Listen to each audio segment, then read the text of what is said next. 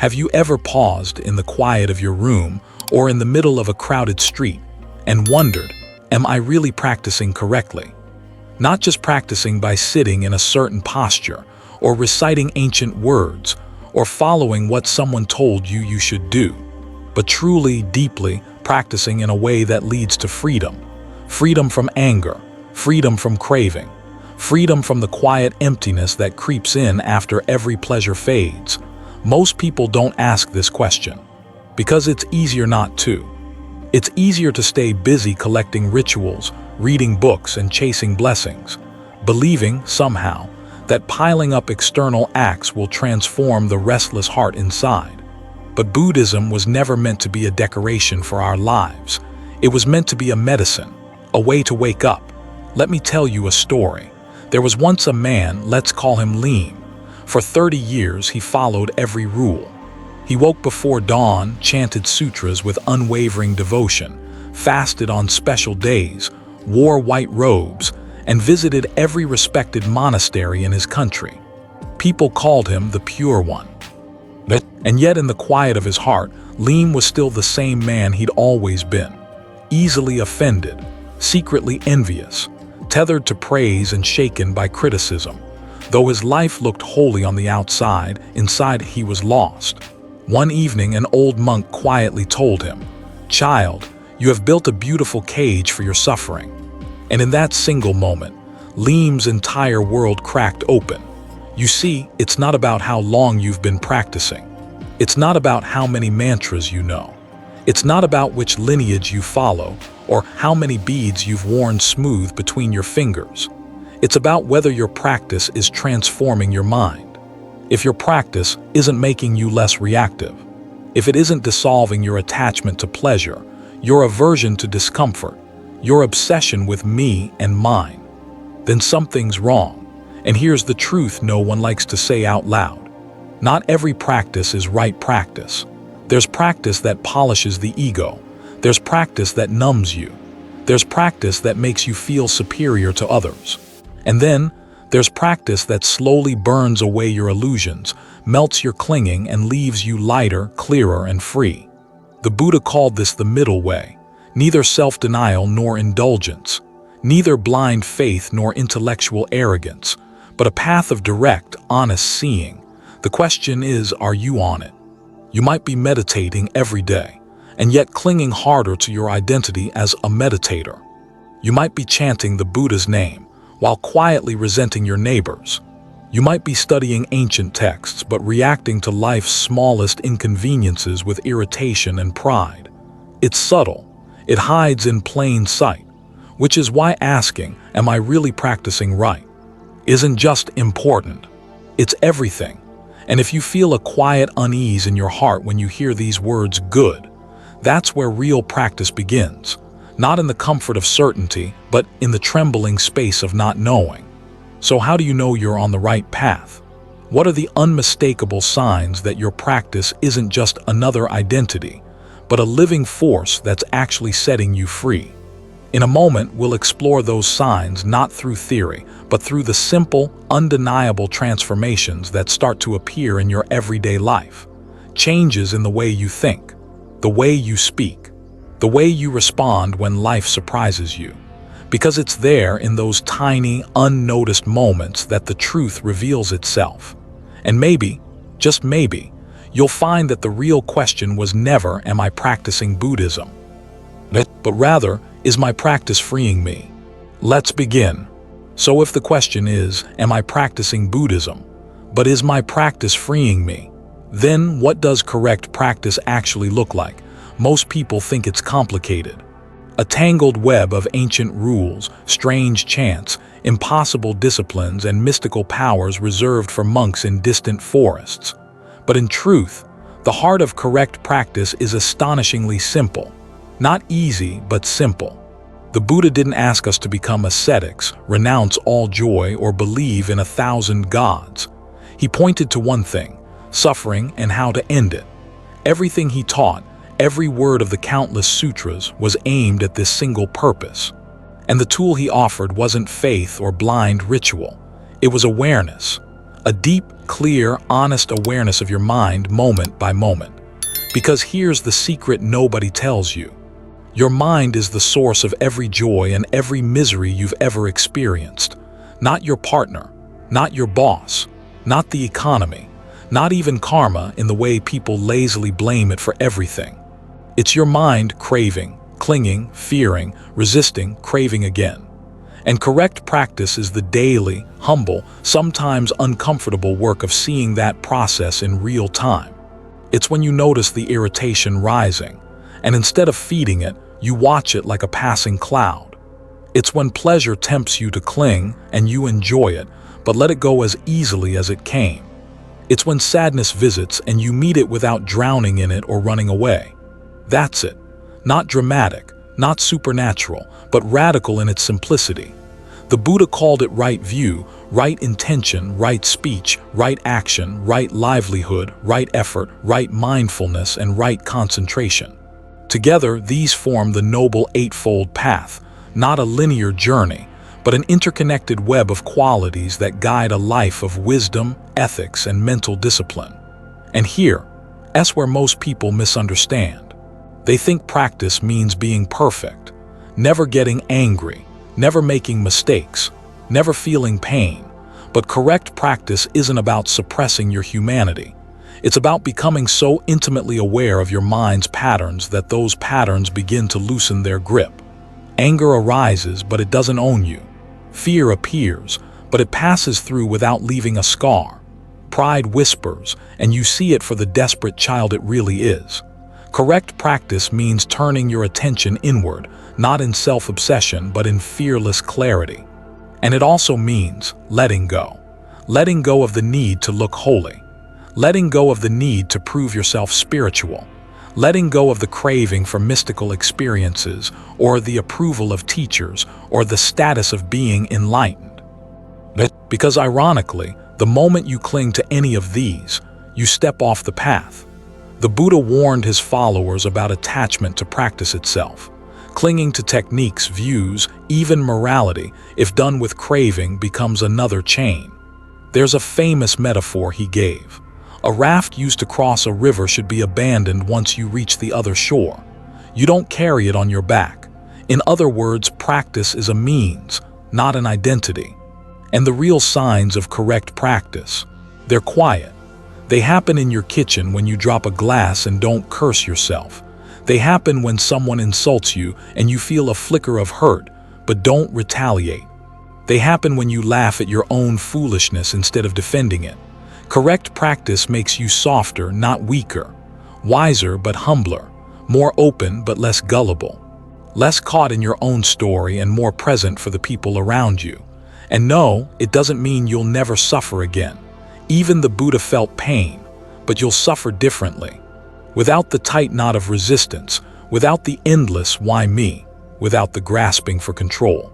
That's the real freedom. And you'll know you're practicing right not because you've memorized the Pali Canon or mastered 10 levels of concentration, but because the ordinary moments of your life, brushing your teeth, driving in traffic, answering emails, start to feel lighter, less personal, less burdened by the need to win, to possess, to be right. That's the medicine the Buddha offered. And if that sounds both beautiful and terrifying, good. It means you're alive to the truth of this path. But if correct practice isn't about technique alone, or status, or chasing mystical states, then how do you recognize when you're starting to go astray? What are the subtle traps along the way that seduce even sincere practitioners and quietly pull them off course?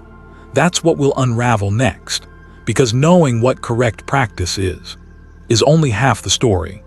If correct practice isn't about flashy titles or mystical experiences, then how do you know you're on the right track? How do you sense, in the quiet of your own heart, that you're not just chasing your tail in the same old circles? The truth is the signs are there, not loud, not dramatic, but unmistakable once you know how to listen. You see, real progress in this path isn't measured in visions, followers, or mantras repeated 1,000 times. It reveals itself in how you meet the ordinary, unremarkable moments of your day. The first sign: you suffer less from the same things. Notice carefully, not that you don't suffer at all, but that old wounds lose their sting. Things that used to unravel you now pass like ripples on a pond. The snide remark from a coworker, the traffic jam when you're late, the disappointment when plans fall apart. Instead of spiraling into blame or bitterness, you watch the discomfort rise and fall, like watching a storm move across the sky without believing it will last forever. That's one of the clearest signs. The ability to witness your emotions without being possessed by them. You no longer mistake every passing thought for a command. You no longer chase every craving as if it holds the key to happiness. You notice anger, but you don't wear it like armor. You feel sadness, but you don't drown in its weight. The second sign, you become gentler, not weak, not naive, but tender in a way that startles even you.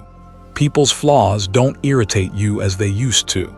You find yourself less eager to win arguments and more curious about where others are coming from. You catch yourself before harsh words escape, and when they do, you're quick to apologize, not from guilt, but because it feels like dropping a heavy stone you no longer wish to carry. This gentleness isn't something you force. It arises naturally as you begin to see how much pain people carry, usually hidden behind their sharpness, arrogance, or cruelty. You no longer take their behavior so personally. You realize they're suffering too, and that realization softens you. The third sign, a quiet kind of joy begins to surface, not the high of pleasure, not the thrill of success, but a steady, unshakable contentment that lives beneath the ups and downs. It's in the small things. The warmth of sunlight on your face, the scent of rain on dry earth, the simplicity of a breath fully felt. You begin to notice how much you missed before, how beauty was always around you, waiting for you to slow down enough to see it. This joy isn't loud. It won't make headlines, but it makes even the dullest days shimmer with a quiet grace. The fourth sign, your relationship with desire changes. Not that you stop wanting things, that's part of being human, but you no longer believe your peace depends on getting them. You want a new car or a promotion or to be loved a certain way. And if it happens, wonderful. If not, it's okay. You stop bargaining with life. Stop thinking, I'll be happy when, and start realizing, I can be free here even in this. It doesn't mean you become passive. It means your joy isn't hostage to conditions.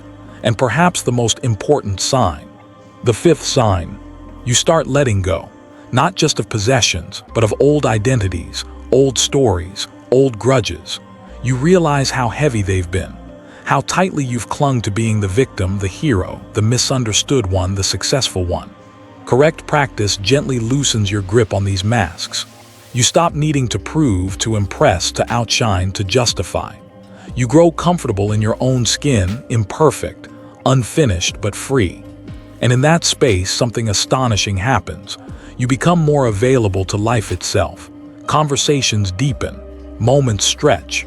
The world feels both vast and intimate. You see clearly how fleeting everything is, this breath, this body, this encounter. And rather than despair, you feel tenderness for it all. That's how you know you're practicing right. Not because your life is suddenly perfect, but because you're no longer held hostage by its imperfections. And here's the beautiful irony.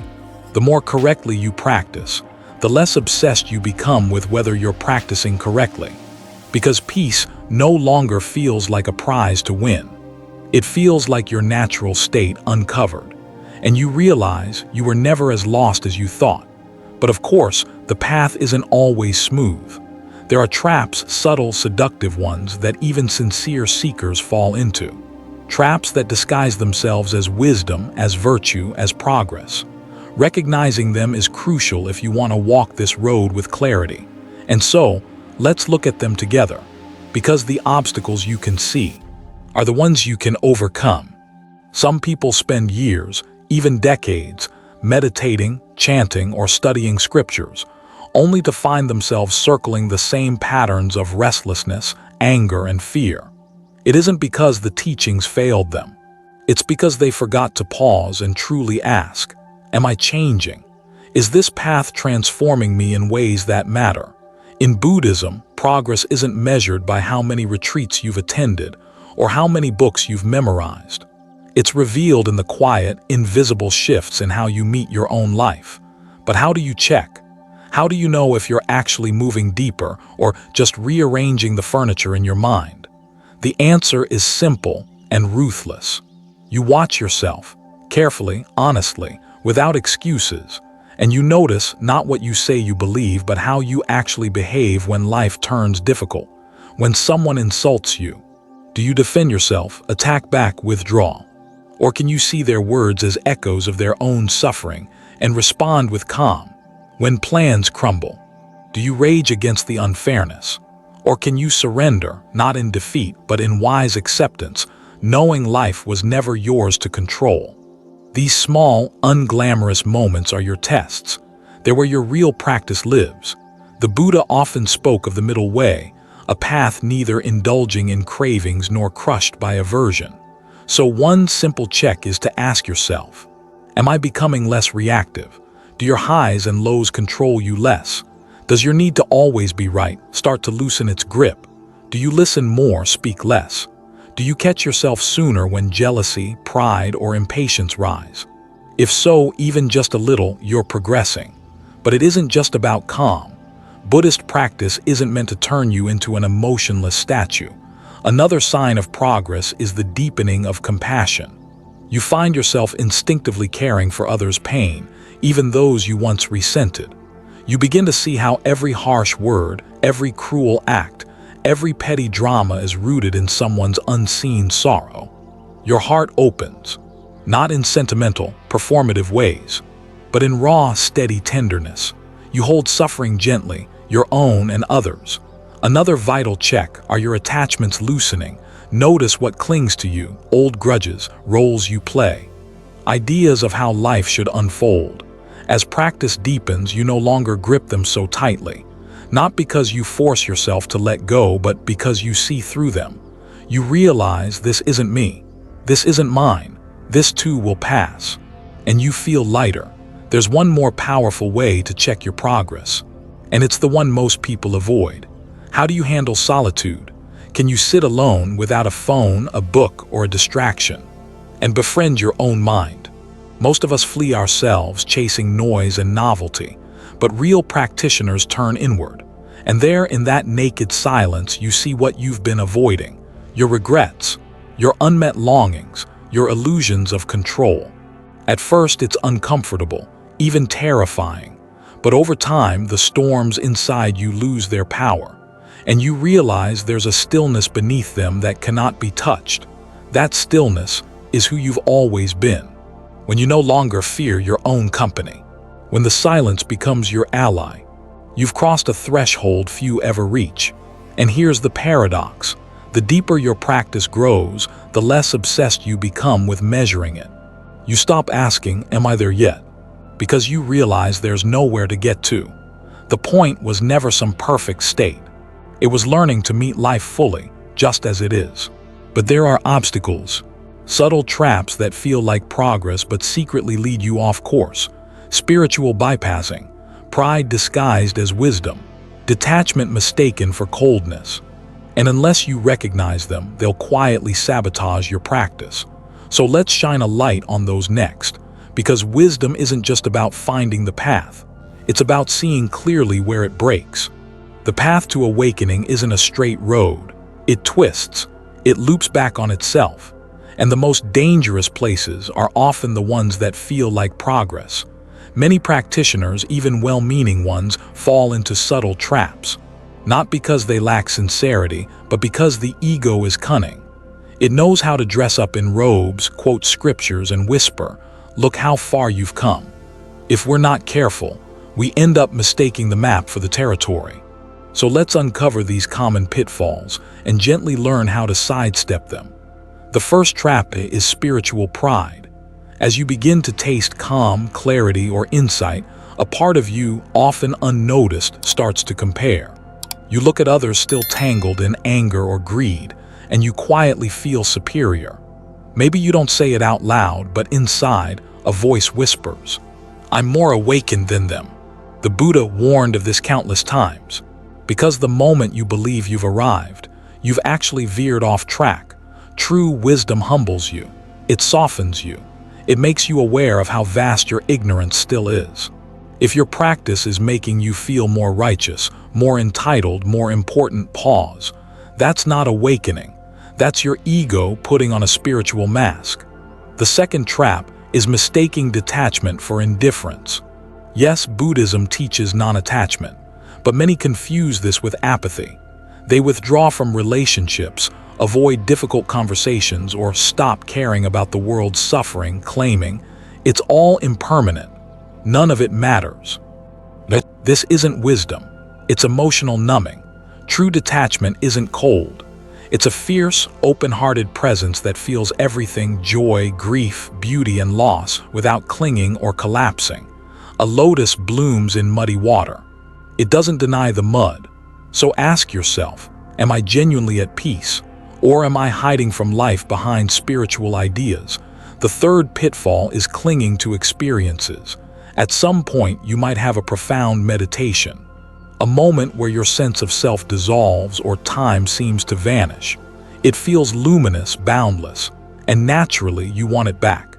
You chase that high, and every session that doesn't measure up feels like a failure. But here's the truth. Enlightenment isn't an experience. It's not a mood or a vision or a moment of bliss. It's a profound shift in how you relate to all experiences, pleasant or painful. The Buddha himself warned, don't get drunk on the jhanas. Meaning, don't get attached to those deep meditative absorptions. They're beautiful, yes, but they too are impermanent. Your job isn't to chase states. It's to wake up in the middle of ordinary life. The fourth trap is what we now call spiritual bypassing. It happens when we use spiritual ideas to avoid dealing with our unresolved pain, trauma, or responsibilities. When someone says, everything happens for a reason, or just stay positive, as a way to dismiss real human suffering, that's bypassing. Or when we suppress anger, jealousy, or grief because we think a good practitioner shouldn't feel those things. But the Dharma isn't about denying our humanity.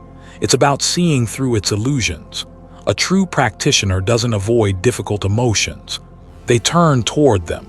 They explore them with curiosity, knowing each one holds a lesson. The lotus blooms not in crystal clear waters, but in thick, messy mud. The fifth and perhaps most dangerous pitfall is turning practice into identity. You become the meditator, the vegan Buddhist, the wisdom teacher. Your practice stops being a path and starts being a performance. It becomes about how others perceive you or how you perceive yourself. But the Buddha's teaching is ruthless in this regard. He asks us to drop not just our worldly identities, but even our spiritual ones. As long as you think, I am this, you remain bound. The goal is not to become a better version of your story. It's to see through the story entirely. The way out of these traps isn't complicated. It begins with honesty, with staying humble, with surrounding yourself with wise friends who will call you out with kindness.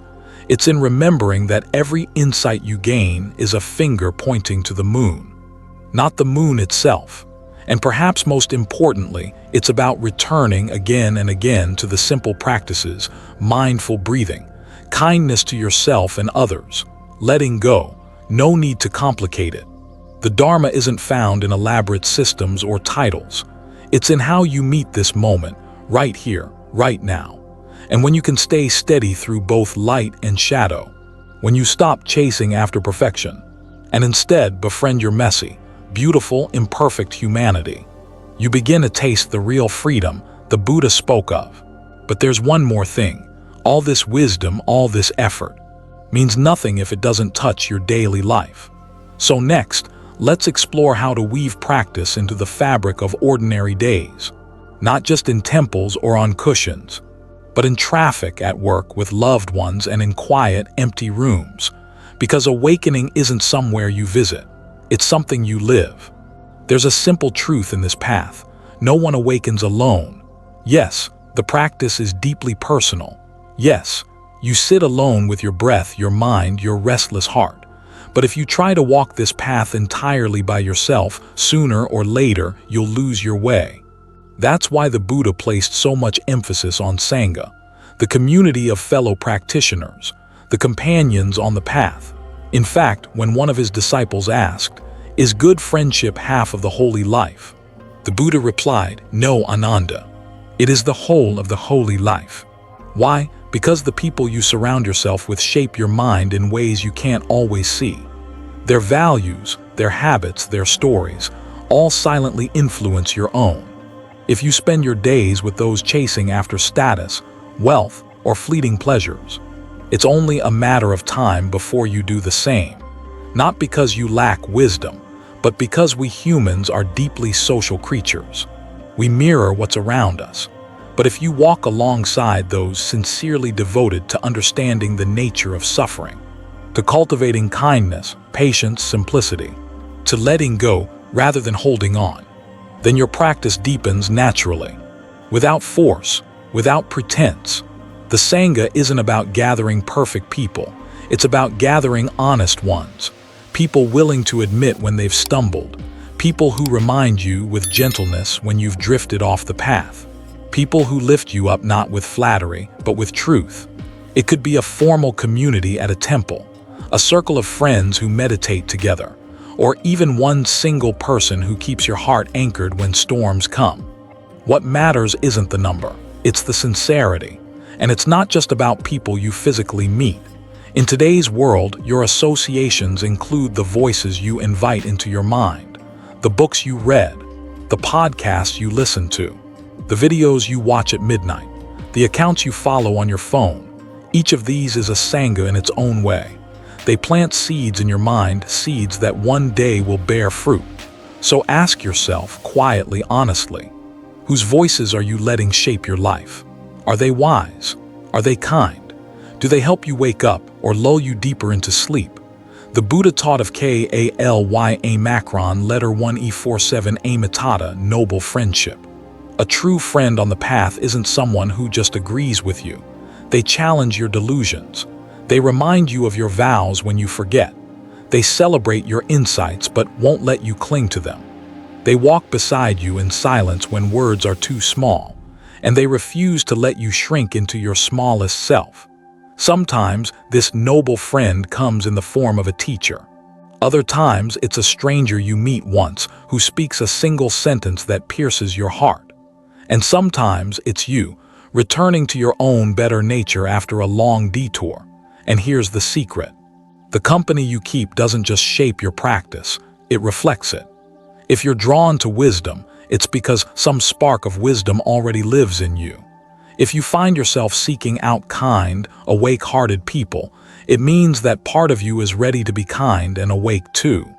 The Sangha mirrors your deepest longings, and in those moments when your courage falters, when your mind grows clouded, when the world feels too heavy, it's these companions, near or far, visible or unseen, who steady your steps.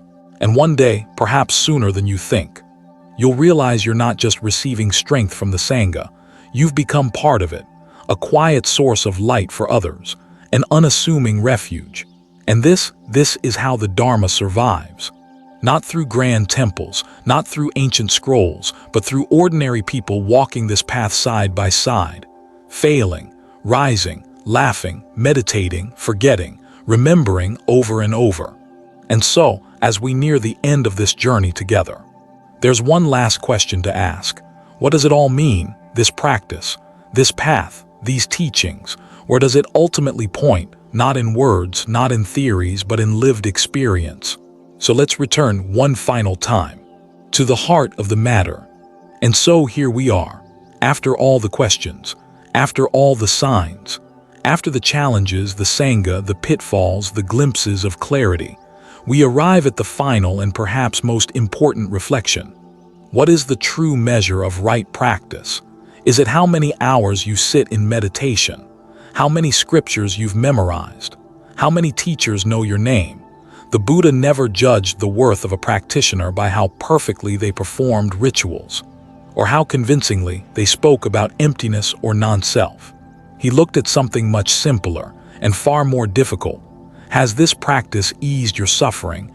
Has it made you a little less reactive, a little more patient, a little gentler with yourself and with others? When life throws you into storms, do you cling or do you remember to breathe? When anger rises, do you drown in it or watch it curious knowing it will pass? When joy comes, do you grasp at it, desperate to make it stay, or smile, bowing to its impermanence? The true measure of practice isn't in grand moments. It's in the quiet, invisible shifts no one else may see. The day you choose to listen instead of argue. The moment you let someone else have the last word. The night you sit with your sadness without needing to fix it. The morning you bow to the sun, grateful for no reason at all. This is the heart of right practice. Not perfection, not transcendence, but steady, honest presence. And over time, those small moments stitch together a life that feels lighter, freer. Not because the world has changed, but because you have. The Buddha often used the metaphor of a boat. The teachings are like a raft, meant to carry you across the river of suffering. But once you reach the other shore, you don't strap the boat to your back and keep carrying it. You let it go. In the same way, even the most sacred practices, the chants, the meditations, the insights are tools. Means, not ends. Use them, respect them, but don't cling to them. The goal was never to become a perfect Buddhist. It was to be free. Free from the illusions that bind you. Free from the stories you tell yourself. Free from the need to be anyone at all. And you'll know you're moving closer to this freedom not by what you say, but by how you live. By the peace in your chest when no one's watching. By the kindness in your voice when nothing is going your way. By the quiet resilience that rises when life breaks your heart. If you remember nothing else from this journey, remember this. The practice isn't about becoming someone else. It's about remembering who you already are. The clear, compassionate, awake heart that's always been there, buried under habit, fear, and forgetting. And every breath you take with awareness. Every moment you choose presence over distraction. Every act of patience, generosity, or courage brings you closer, not to some faraway enlightenment, but to yourself. So wherever you are tonight, whoever you are, know this, you're already on the path. And as long as you keep walking, however slowly, you cannot be lost. Thank you for walking this journey with me. May your days be filled with clarity. May your heart stay light. And may you always, always come home to yourself.